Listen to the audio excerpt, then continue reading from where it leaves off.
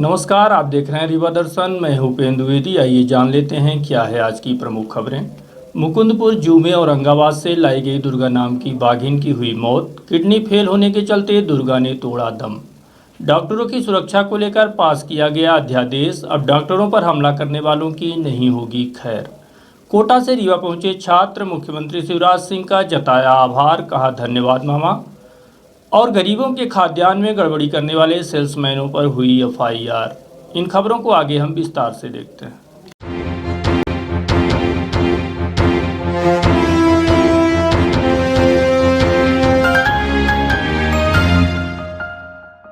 मुकुंदपुर जू में दुर्गा नाम की बाघिन हुई मौत का शिकार। विगत 3.5 वर्ष पूर्व औरंगाबाद जू से रीवा मुकुंदपुर जू में लाई गई मादा बाघिन दुर्गा की बीती रात मौत हो गई। बाघिन की मौत बीमारी से हुई है जो लगभग 7 वर्ष की थी। मुकुंदपुर जू में विगत 25 दिनों से बीमार चल रही दुर्गा बाघिन की मौत हो गई है। जानकारी के मुताबिक लगातार चल रहे इलाज के बाद भी स्थिति में अपेक्षित सुधार नहीं होने के पश्चात उसकी बाकायदा पैथोलॉजी भी कराई गई। साथ ही विभिन्न विशेषज्ञों से भी इलाज के संबंध में राय ली गई, परंतु दुर्गा के स्वास्थ्य पर कोई सुधार नहीं हुआ और अंततः उसकी मौत हो गई। मौत के उपरांत दुर्गा का पीएम कराने के पश्चात उसका अंतिम संस्कार किया गया। इस दौरान मुकुंदपुर सफारी वन्य प्राणी चिकित्सक डॉक्टर राजेश तोमर के अलावा अतिरिक्त पशु चिकित्सक सहायक प्राध्यापक डॉक्टर तैयब शेख मौजूद रहे। दुर्गा बाघिन की मौत के संबंध में जू संचालक संजय रायकरे से बात की गई तो उन्होंने बताया कि दुर्गा की मौत किडनी फेल होने के चलते हुई है, जिसका अंतिम संस्कार वरिष्ठ अधिकारियों की उपस्थिति में किया गया है। मैं संजय रायकरे, संचालक मुकुंदपुर जू। कल दिनांक 22 अप्रैल 2020 को हमारे जू में एक दुखद घटना हुई है, जिसमें औरंगाबाद जू से लाई गई पीली बाघिन जिसका नाम दुर्गा था, जिसकी उम्र लगभग 7 वर्ष थी, विगत 25 दिनों से अस्वस्थ होने के कारण उसका उपचार किया जा रहा था। उपचार की कड़ी में हमारे द्वारा विभिन्न चिड़ियाघरों के वन्य प्राणी विशेषज्ञों एवं अन्य वन्य प्राणी विशेषज्ञों द्वारा दूरभाष पर वीडियो कॉलिंग के माध्यम से उनको अवगत कराया गया और उनके द्वारा विशेषज्ञों द्वारा जो भी सलाह हमें इस लॉकडाउन की स्थिति में दी गई थी उसको ध्यान में रखते हुए हर संभव जांच एवं उपचार किया गया। परंतु दिनांक 21 और 22 की मध्य रात्रि को उपचार के दौरान उसकी मृत्यु हो गई। मृत्यु उपरांत वन्य प्राणी विशेषज्ञ एवं पशु चिकित्सकों द्वारा उसका पोस्टमार्टम किया गया, जिसमें प्रथम दृष्टया मृत्यु का कारण रीनल फेल्योर, दोनों किडनी का फेल होना बताया गया है एवं विस्तृत जांच हेतु सैंपल एकत्रित किया गया। पोस्टमार्टम उपरांत वरिष्ठ अधिकारियों की उपस्थिति में दुर्गा का अंतिम संस्कार किया गया। डॉक्टरों पर हमला करने वालों की अब खैर नहीं। 7 वर्ष की कठोर सजा के साथ 7 लाख तक का किया जा सकता है जुर्माना। कोरोना संक्रमित मरीजों की सेवा में जुटे चिकित्सकों के साथ हाल ही में हुई अप्रिय घटनाओं को देखते हुए बुधवार को केंद्रीय कैबिनेट की बैठक में कोरोना वॉरियर्स एवं हेल्थ वर्कर्स की सुरक्षा को भारत सरकार ने एक अध्यादेश लाकर देश भर के स्वास्थ्य कर्मियों की सुरक्षा के मद्देनजर एक बड़ा कदम उठाया है, जिसको लेकर देश भर के चिकित्सकों में खुशी है तथा चिकित्सकों ने सरकार का धन्यवाद भी ज्ञापित किया है। वहीं इस मसले पर सरकार ने अध्यादेश लाकर साफ कर दिया है कि स्वास्थ्य कर्मचारियों पर हमला किसी भी कीमत पर बर्दाश्त नहीं किया जाएगा। कोरोना वॉरियर्स पर देश भर में हो रहे हमले के बाद डॉक्टरों का एक प्रतिनिधिमंडल देश के गृह मंत्री अमित शाह एवं स्वास्थ्य मंत्री डॉक्टर हर्षवर्धन से मुलाकात कर सुरक्षा की गुहार लगाई। इसके बाद गृह मंत्री द्वारा चिकित्सकों को भरोसा दिलाया गया कि उनके खिलाफ किसी तरह की हिंसा बर्दाश्त नहीं की जाएगी। उसी के बाद स्वास्थ्य कर्मियों की सुरक्षा को लेकर सख्त से सख्त कानून बनाने का निर्णय लिया गया। इंडियन मेडिकल एसोसिएशन की पहल रंग लाई और कोरोना वॉरियर्स पर हमले के बाद मोदी सरकार सख्त रुख अख्तियार करते हुए बुधवार को केंद्रीय कैबिनेट की बैठक में अध्यादेश लाकर स्वागत योग्य कदम उठाया है। इस अध्यादेश के बाद डॉक्टरों के खिलाफ हमला बोलने वाले लोगों को किसी भी कीमत पर बर्दाश्त नहीं किया जाएगा। ऐसे लोगों के लिए कड़ी सजा का प्रावधान किया गया है। सरकार महामारी रोग अधिनियम में संशोधन के लिए नया अध्यादेश लेकर आई है, जिसमें अब कोरोना वॉरियर्स पर किया गया हमला गैर जमानती अपराध की श्रेणी में आएगा तथा इस पूरे मामले की जांच 30 दिन के भीतर पूरी करनी होगी और 1 वर्ष में फैसला आ जाएगा। हमला करने के मामले में 3 से 5 माह तक की सज़ा का प्रावधान है, जबकि गंभीर मामले में 6 महीने से 7 वर्ष तक की कैद की सज़ा सुनाई जा सकती है। घटना की गंभीरता को देखते हुए 50,000 से लेकर 2 लाख तक का जुर्माना भी लगाया जा सकता है। वहीं यदि मामला गंभीर है तो जुर्माने की भी रकम 1 लाख से 7 लाख तक हो सकती है। इसके अलावा वाहन व क्लिनिक के नुकसान के मामले में आरोपियों से बाजार कीमत का 2 गुना मुआवजा वसूल किया जाएगा। चिकित्सकों की सुरक्षा में लिए गए इस निर्णय का देश भर के चिकित्सकों द्वारा स्वागत किया गया। सरकार के इस अध्यादेश को लेकर आयुर्वेद महाविद्यालय प्राचार्य डॉक्टर दीपक कुलश्रेष्ठ के अलावा मेडिकल कॉलेज के मेडिसिन विभाग विभागाध्यक्ष डॉक्टर मनोज इंदुलकर समेत CMHO RS पांडे से बात की गई तो इन्होंने इसे बड़ा कदम बताते हुए सरकार का धन्यवाद ज्ञापित किया है। भारत सरकार ने ये निर्णय जो लिया बहुत बढ़िया निर्णय लिया। इसमें हम अब चिकित्सकों को, पैरामेडिकल स्टाफ को, जूनियर डॉक्टर्स को एक भय बना रहता था कि फील्ड में किस प्रकार से जाएं और कैसे व्यक्तियों के साथ हम व्यवहार करें। व्यवहार अच्छा ही रहता था, लेकिन फिर भी कुछ गलतफहमियों की वजह से और सामान्य जनता के बीच में कुछ गलतफहमियाँ उत्पन्न होती थी, जिससे कि वो मारपीट की नौबत भी आ जाती थी, गाली गलौज की नौबत आ जाती थी। लेकिन इस कानून के आ जाने से एक सुरक्षात्मक वातावरण पैदा होगा और इस चीज़ की हमको ये आवश्यकता है कि पब्लिक के अंदर इस चीज़ की अधिक से अधिक लोगों को पता चले कि इस प्रकार का कानून बन गया है, तो जिससे लोग डरें और डॉक्टरों के ऊपर और पैरामेडिकल स्टाफ के ऊपर वो हमला न हो। तो उनकी सुरक्षात्मक दृष्टि से कानून बहुत बढ़िया है। इसमें शायद 7 साल की सज़ा कुछ है और कुछ पेनल्टी भी है, तो वो डिटेल तो अभी पड़ा नहीं है, तो अभी ये पता चला कि 7 साल की सज़ा कुछ पेनल्टी इस पर है। तो लेकिन इसकी ज़रूरत तभी होगी जब भी इसका होगा जब तक कि पब्लिक को पता चले। एक सामान्य जनता को, मीडिया को, हम सभी को बताना पड़ेगा कि इस प्रकार का कानून बन गया है, जिससे लोगों को एक डर बना रहे। ये कोरोना 19 जो पेंडेमिक है उसको ध्यान में रखते हुए शासन ने ये एक कठोर नियम बनाए हैंगे, जिसमें हम सभी चिकित्सक इसका स्वागत करते हैं और सभी में हर्षोल्लास है। और ये एक कोविड-19 बड़ी हाईली इन्फेक्शियस बीमारी होने की वजह से लोगों ने एक जो डॉक्टरों के प्रति, हमारे जितने हेल्थ केयर वर्कर हैं, नर्सों के प्रति, हमारे वार्ड बॉय और उनके प्रति जो एक नज़रिया था, वो उसका हमेशा हम जितने भी हेल्थ केयर वर्कर हैं उसके प्रति हम हमेशा कहा करते थे कि ये जो नज़रिया है सामान्य जन लोगों में, वो नज़रिया इनको चेंज होना चाहिए। लेकिन कई बार हम लोगों ने देखा है कि चाहे वो एम्स के रेसिडेंट डॉक्टर हो, वो किराए के मकान में रह रहे, वहाँ पर उनके साथ दुर्व्यवहार होना, और जब हम स्वयं हमारे जो हेल्थ केयर वर्कर है उन लोगों के हेल्थ के प्रति सजग होकर उनके ही स्वास्थ्य के लिए जब उनके पास जा रहे हैं, ये एक ऐसी बड़ी बात है। कई बार आज के इसमें डॉक्टर कभी इतने मरीजों के प्रति वो नहीं होते हुए कि घर पे जाकर उनकी सेवा करें, और ऐसे इस पेंडेमिक दौर में जब डॉक्टर स्वयं उनके पास पहुंच रहा है और उनके साथ इस तरह का दुर्व्यवहार हो रहा है, तो सभी हेल्थ केयर वर्कर में, डॉक्टरों, नर्सों में एक निराशा छा गई थी। अब ये नियम बनने के बाद में सभी डॉक्टरों में, नर्सों में एक हर्षोल्लास है कि ये नियम की वजह से जो ऐसे जो 5 से 5-10 लोग जो ये इस तरह के इसमें इन्वॉल्व हो जाते हैं, ये वो अगर वो इस तरह का दुर्व्यवहार डॉक्टरों से या नर्सों से, हेल्थ केयर वर्क करते हैं तो 10 बार सोचेंगे, ताकि उन्हें पता है कि अब जो शासन काफ़ी कठोर नियम बना लिए हैंगे और उसके अंतर्गत उनको काफ़ी कठोर सज़ा दी जाएगी। तो ये हम लोगों के लिए एक बहुत अच्छी बात हुई है। हम लोग भी अब निडर होकर काम कर सकेंगे और अधिक से अधिक मरीजों की सेवा कर सकेंगे।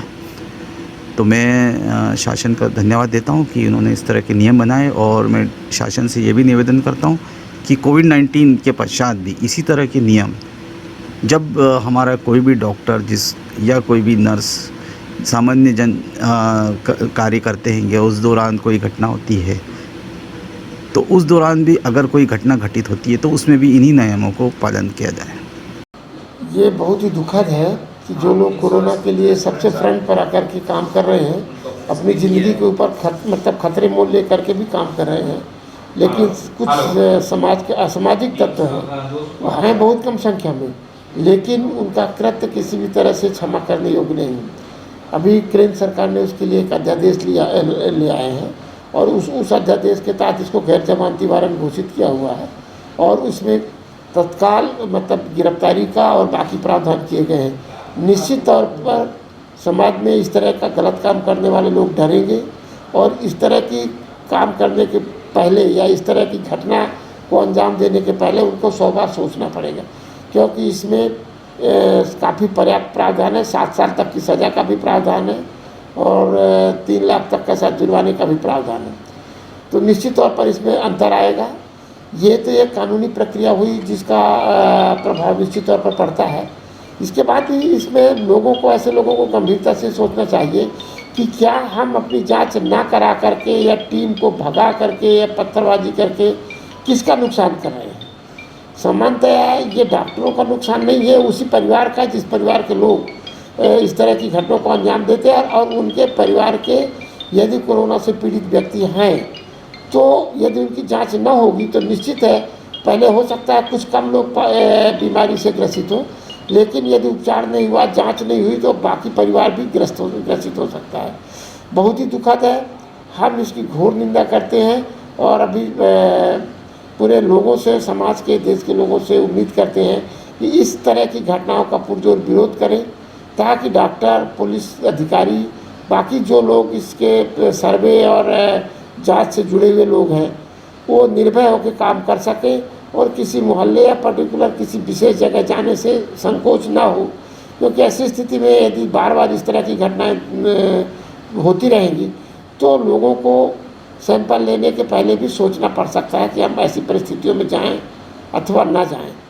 और फिर भी हमारा विभाग या हमारे इस तरह के लोग जो कोरोना वॉरियर्स के नाम से भी जाने जाते हैं, इस समय अपनी जान का भी वो ख्याल ना करते हुए और जाते हैं। मैं उनकी बहुत बहुत प्रशंसा करता हूं और उम्मीद करता हूं कि उनको जो ड्यूटी दी गई है उसको पालन करेंगे। बाकी कानून अपना हाथ काम करेगा और बाकी हमारे राजनीतिक भी इसमें काफ़ी विरोध प्रकट कर रहे हैं।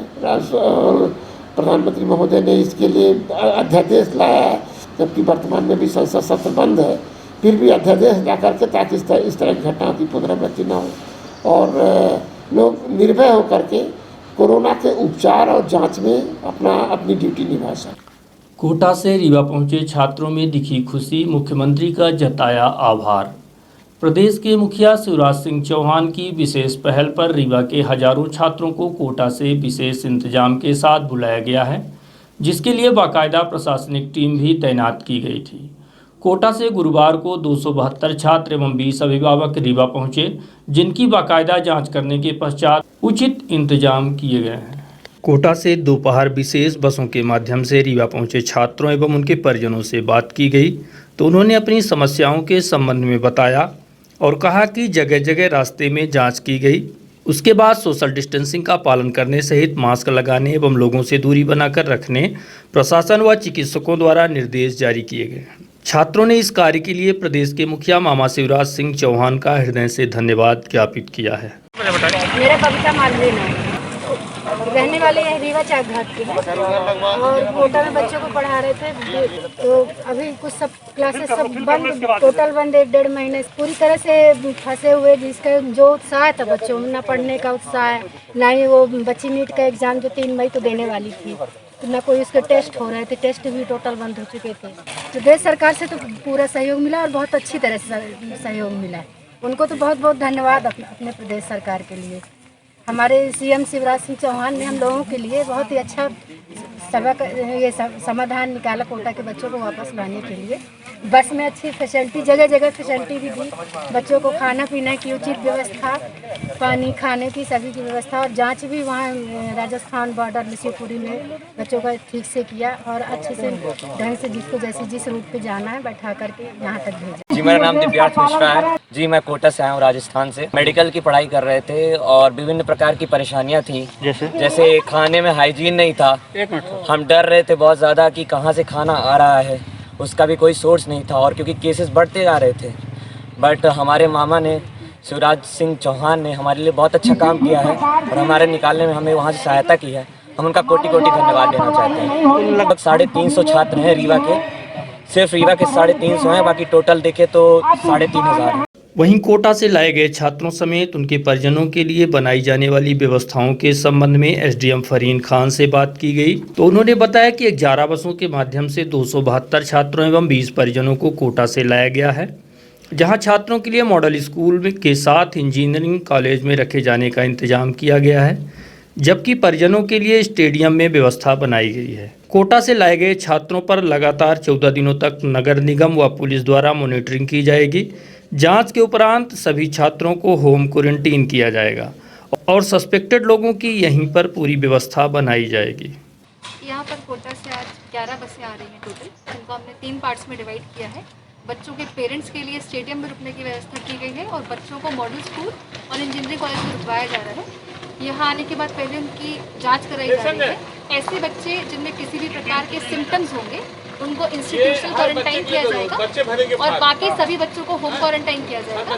इन सभी को सार्थक ऐप डाउनलोड कराया जा रहा है, जिससे ये पता चल सके कि यदि बच्चा अपने घर से कहीं बाहर जाता है तो उसकी GPS लोकेशन से ट्रैकिंग की जाएगी। उसके साथ उनसे एक अंडरटेकिंग ली जा रही है कि वो ऐसा कोई भी कृत्य ना करेंगे, बाहर नहीं जाएंगे। प्लस इसके अलावा उनके ऊपर नगर निगम की टीम द्वारा रेगुलर और पुलिस के द्वारा रेगुलर मॉनिटरिंग की जाएगी कि ये किसी भी प्रकार से बाहर ना निकले और होम क्वारंटाइन ठीक। इसके लिए हम लोग फिर अपने स्तर से व्यवस्था करें। आज टोटल 272 बच्चे हैं और करीब 20 पेरेंट्स कर रहे हैं। अभी अगर पहले तो अभी तक कोई सिम्टम्स मिला नहीं है, एक बार फिर से जाँच हो रही है, यदि कुछ होगा तो उसको क्वारंटाइन। गरीबों को वितरित किए जाने वाले खाद्यान्न में की गई अनियमितता के बाद दर्जनों सेल्समैनों के खिलाफ हुई FIR। संकट की इस घड़ी में फंसे गरीब, निरीह व जरूरतमंदों के लिए सरकार द्वारा उपलब्ध कराए जाने वाले खाद्यान्न में भारी अनियमितता करने वाले दर्जन भर सेल्समैनों के खिलाफ कार्यवाही की गई। मामले की गंभीरता को संज्ञान में लेते हुए एसडीएम फरीन खान द्वारा भ्रष्टाचार में लिप्त कई सेल्समैनों पर FIR दर्ज करने के निर्देश भी दिए गए। जिले के विभिन्न हिस्सों से लगातार सेल्समैनों द्वारा की जा रही गड़बड़ियों की शिकायतें आ रही थीं। जिले के विभिन्न हिस्सों से लगातार सेल्समैनों द्वारा की जा रही गड़बड़ियों की आ रही शिकायतों को देखते हुए वरिष्ठ अधिकारियों के निर्देशन पर गड़बड़ी करने वाले भ्रष्ट सेल्समैनों के खिलाफ की गई कार्यवाही के संबंध में खाद्य अधिकारी राजेंद्र ठाकुर से बात की गई तो उन्होंने विस्तार से जानकारी देते हुए बताया कि मऊगंज थाना क्षेत्र के हरदी समिति में राजीव लोचन शुक्ल, बजरंगपुर कनौजा विक्रेता संतोष शुक्ला के खिलाफ FIR दर्ज कराई गई है। इनके अलावा पिपरा में विक्रेता मनीष कुमार द्विवेदी, कुचहरी में रवि प्रकाश मिश्रा समेत अन्य लोगों के खिलाफ कार्यवाही की गई है। प्रणाली के तहत सेल्समैनों को एक अहम और महत्वपूर्ण जिम्मेदारी सौंपी गई है कि वो अपने कार्य क्षेत्र में आने वाले उपभोक्ताओं को समुचित रूप से राशन वितरण करें। सरकार ने उपभोक्ताओं के हित में मार्च, अप्रैल, मई इन 3 महीनों के राशन को एक मुफ्त उपभोक्ताओं को देने की व्यवस्था बनाई थी, जो मार्च में इसका वितरण हुआ है। कुछ बचे उपभोक्ताओं का अप्रैल में वितरण हुआ है और इस वितरण में पूरी तरह शुचिता रखी जाए, ये शासन प्रशासन और उन सबका परम कर्तव्य है। इस दृष्टि से जिन विक्रेताओं के द्वारा पूर्ववर्ती माहों में वितरण अनियमितताएं की गई हैं उनके विरुद्ध दर्ज प्रकरणों में पुलिस कार्रवाई भी कराई गई है। उचित मूल्य दुकान हरदियाई का प्रकरण जो है ये भी राशन वितरण से संबंधित है और इसमें लगभग 1 लाख रुपये से ऊपर की खाद्यान्न सामग्री जो ग्रामीण उपभोक्ताओं के लिए, गरीब उपभोक्ताओं के हित में जाती थी, उसका अपयोजन समिति प्रबंधकों और विक्रेताओं के द्वारा कर लिया गया है। जो में मऊगंज थाने में प्रकरण दर्ज कराया गया है। हरदी ये भी हनुमाना विकासखंड का ही है, जहाँ राजीव लोचन शुक्ला विक्रेता है, इसके द्वारा उपभोक्ताओं को समुचित रूप से राशन वितरण नहीं करके उनके राशन की हेराफेरी की गई थी। इस प्रकरण में शाहपुर थाने में FIR दर्ज कराई गई। इसके अलावा बजरंगपुर कनौजा यहाँ के विक्रेता संतोष शुक्ला के राशन वितरण में गड़बड़ी पर SDM फरीन खान मैम ने बाकायदा इस पर संज्ञान लेते हुए FIR दर्ज करने के आदेश दिए थे और इस पर गोविंदगढ़ थाने में FIR दर्ज कराई गई है। पिपरा के विक्रेता मनीष कुमार द्विवेदी के द्वारा वितरण अनियमितता करने पर लॉर्ड थाने में इसकी FIR दर्ज कराई गई है और भुचियारी के विक्रेता राजीव प्रकाश मिश्रा के द्वारा अनियमितता करने पर गढ़ थाने में इनके विरुद्ध में FIR दर्ज कराई गई। और ये FIR दर्ज जो है PC एक्ट 3/7 की धाराओं के साथ साथ जो दंड प्रक्रिया संहिता है IPS की धाराओं के तहत भी इन पर मुकदमा दर्ज किया गया है और पर पुलिस अब कार्रवाई कर रही है। वन विभाग में नहीं है कोरोना संक्रमण के इंतजाम, जान जोखिम में डालकर काम कर रहे हैं कर्मचारी।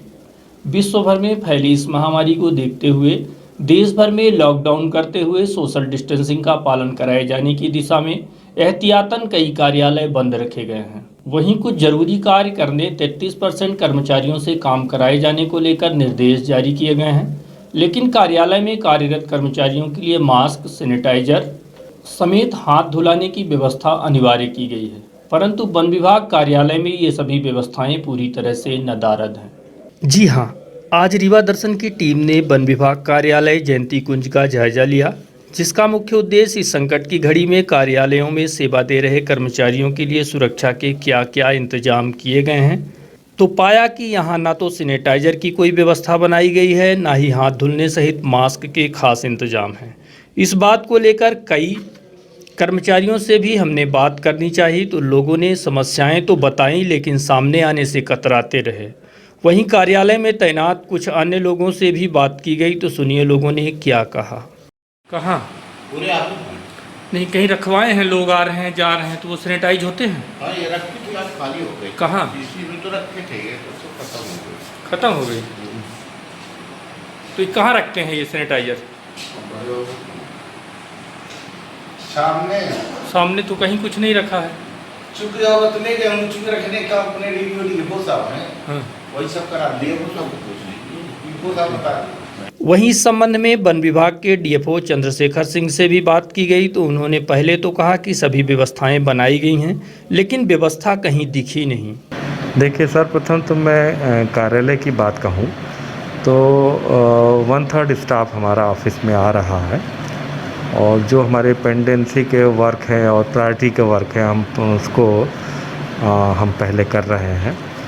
100% स्टाफ नहीं आ रहा है, जो मुख्य जैसे शाखाओं के हेड हैं उनको बुला करके हम प्रायोरिटी के काम कर रहे हैं। ये तो कार्यालय की बात हुई। फील्ड में भी जो हमारी मुख्य संवेदनशील जगहें हैं जो ऑलरेडी पहले से चिन्हित हैं, उसमें हमारा स्टाफ नियमित रूप से गश्ती कर रहा है, सुरक्षा व्यवस्था बनाए हुए है।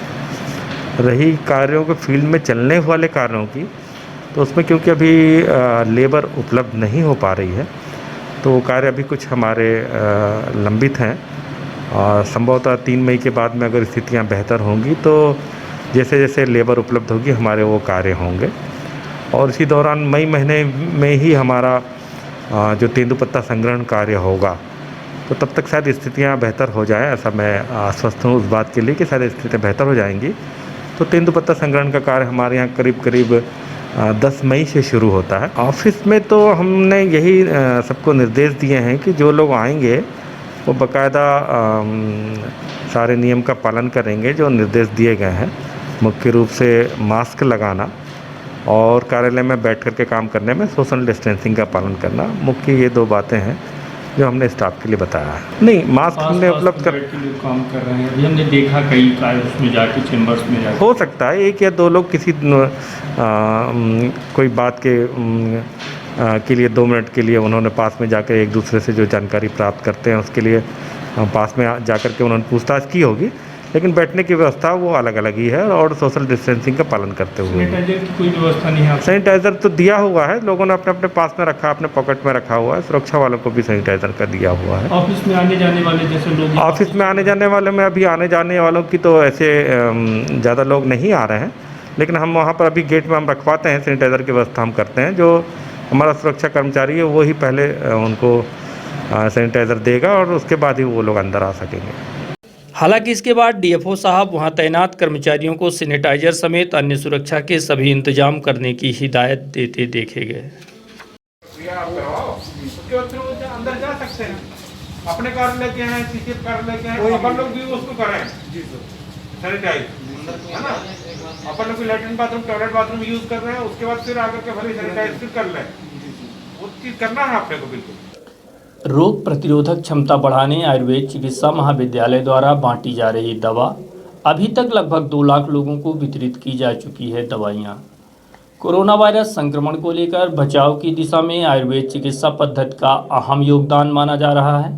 लोगों में रोग प्रतिरोधक क्षमता को बढ़ाने लगातार आयुर्वेद महाविद्यालय के चिकित्सकों द्वारा घर घर पहुंचकर दवा का वितरण किया जा रहा है। वितरित की जा रही दवाइयों प्रमुख रूप से संसमनी बट्टी एवं त्रिकूट चूर्ण के अलावा अन्य औषधियाँ शामिल हैं जो रोग प्रतिरोधक क्षमता को बढ़ाने के साथ साथ कई गंभीर संक्रमणों से लड़ने की शक्ति प्रदान करती हैं।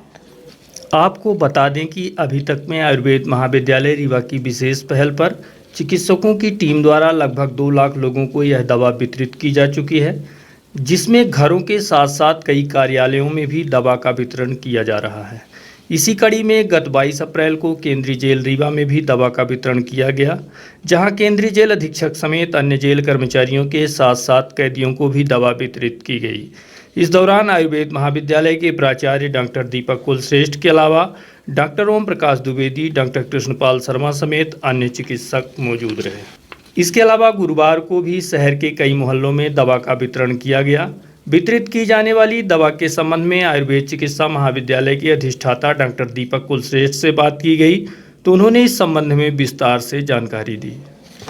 जब से ये प्रारंभ हुआ यहाँ पर कोरोना वायरस का अटैक हुआ, उसके बाद से आयुष विभाग ने भी अपनी व्यूह रचना करी कि इसमें हम क्या कर सकते हैं। उसके परिप्रेक्ष्य में ही ट्रीटमेंट तो आज उपलब्ध नहीं है इसका, तो लेकिन हम ऐसा उपाय कुछ करें जिससे कि वायरस का अटैक ही ना पाए। तो इसी संदर्भ में शरीर की रोग प्रतिरोधक क्षमता, इम्यून सिस्टम, इम्यून पावर जो होती है वो व्यक्ति की अगर अच्छी रहे तो उसमें वायरस के अटैक होने की संभावनाएं कम हो जाती हैं। तो इसके लिए हम लोगों ने कुछ औषधियाँ तैयार करी। उन औषधियों को पहले हमने अपने चिकित्सालय से बांटा। जब लॉकडाउन प्रारंभ हुआ उसके बाद से ये रणनीति अपनाई गई कि उनको इन औषधियों को घर घर पहुँचाया जाए, क्योंकि लॉकडाउन में व्यक्ति हॉस्पिटल नहीं पहुँच पा रहा था, इसलिए हमने ये रणनीति बनाई कि जो है उसको घर घर पहुँचाया जाए। इसके लिए हमने अपने जूनियर डॉक्टर्स की 24 टीम गठित करी। एक टीम में 2 लोग थे। तो इस प्रकार से 48 हमारे जूनियर डॉक्टर्स 5 अप्रैल से घर घर जाना प्रारंभ किया और निरंतर आज भी चालू है। उसमें लगभग अभी तक 2 लाख व्यक्तियों को हमने औषधि पहुंचा चुके हैं और ये निरंतर जब तक कि पूरा शहर कवर करने की इसमें हमारी वो है, या जहां पहले दवाई कम पहुंची थी फिर हम दोबारा वहां शुरू करके दवाई और उपलब्ध कराएंगे। तो इस प्रकार से लगभग 2 लाख व्यक्तियों को हमने अभी तक आधे से ज़्यादा शहर कवर कर लिया और ये निरंतर प्रक्रिया जब तक ये रहेगा तब तक चालू रहेगी। हाँ, ग्रामीण क्षेत्र के लिए हमारे डायरेक्टरेट से अलग टीमें गठित करी गई है। जिला आयुष अधिकारी के नेतृत्व में ग्रामीण क्षेत्र में भी लगभग मेरे को लगता है कि 30-40 टीम गठित है, तो वो ग्रामीण एरिया वो लोग कवर कर रहे हैं। हमारे पास कॉलेज के पास सिर्फ शहरी क्षेत्र है, तो शहरी क्षेत्र को हम लोग कवर कर रहे हैं। जी, मेरा नाम डॉक्टर मधु शाक्य, मैं शासकीय चौरासी आयुर्वेद चिकित्सालय में हाउस फिजिशियन की पोस्ट पर हूँ और हम लोग ये आयुष शासन की तरफ से मेडिसिन बांटी जा रही हैं और इसमें त्रिकटु चूर्ण है, संचमनी टैबलेट है और नस लेने के लिए अणु तेल है। तो रोगों से लड़ने के लिए, रोगों से रोग प्रतिरोधक क्षमता बढ़ाने के लिए ये मेडिसिन बांटी जा रही हैं और इसमें हम सबको मेडिसिन दे रहे हैं, गरीब अमीर सबके लिए है ये, और घर घर जाके मेडिसिन बांटी जा रही हैं।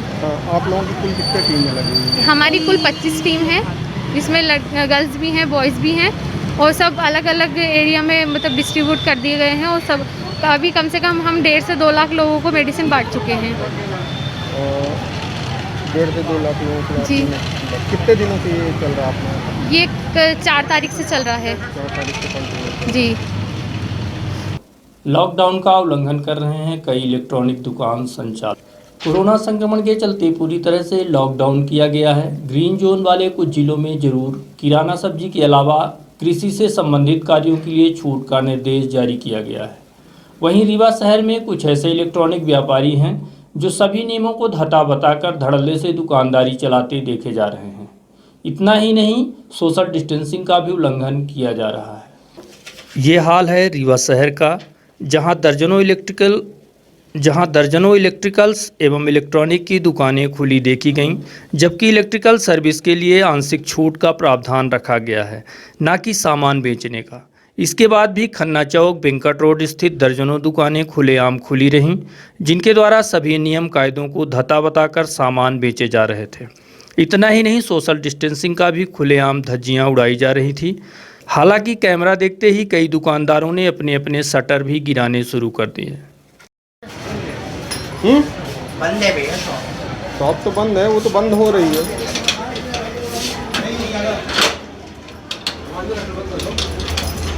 खलिहान में लगी आग, धू धू कर जली गेहूं की फसल। रायपुर का चुलियान थाना क्षेत्र के ग्राम पहाड़िया में शॉर्ट सर्किट हो जाने की वजह से आगजनी के चलते खलिहान में रखी लाखों रुपए कीमत की फसल जलकर पूरी तरह से खाक हो गई।